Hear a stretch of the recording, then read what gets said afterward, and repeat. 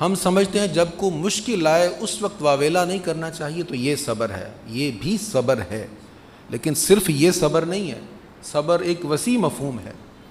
جب تمہارا دل چاہے حرام کام کرنے کو، نفس ابھارے، نفس کو روک لو۔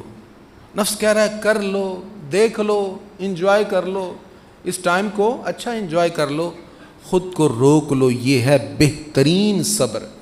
تم عیش و عشرت کا وہ سامان کرنا چاہتے ہو جسے تمہیں شریعت نے روکا ہوا ہے۔ شریعت نے بہت ساری چیزوں میں اجازت دی ہوئی ہے نا، آپ یہاں پہ انجوائے کریں اپنی زندگی کو، جو جذبات ہیں ان کی تسکین کے جائز ذرائع اللہ نے عطا فرمائے ہوئے ہیں، لیکن ناجائز ذرائع ان کو روک دیا، بس یہاں سے آگے نہیں جانا۔ تم بہترین کھانے کھاؤ، بہترین مشروبات پیو، تمہیں جائز ہے، حلال ذرائع سے ان کو حاصل کرو۔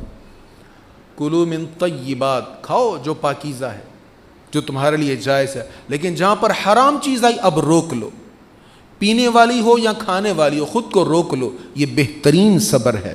آج ہم اتنے سارے قرضوں میں جو جکڑے ہوئے ہیں اور ہماری معیشت کا برا حال ہوا پڑا ہے، یہ ضروریات کی وجہ سے نہیں ہوا تھا۔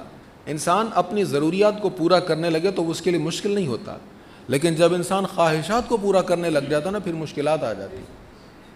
ہم نے خواہشات کے پیچھے چل کر اللہ اور اس کے رسول کے ساتھ اعلان جنگ کیا ہے، ہم نے سود پر ڈیلز کی ہیں، اور اب ہم جکڑے ہوئے ہیں اس کے اندر۔ پہلے خواہشیں پوری کر رہے تھے، اب ضرورتیں بھی پوری نہیں ہو رہی۔ اللہ تعالی ہم پر کرم فرمائے۔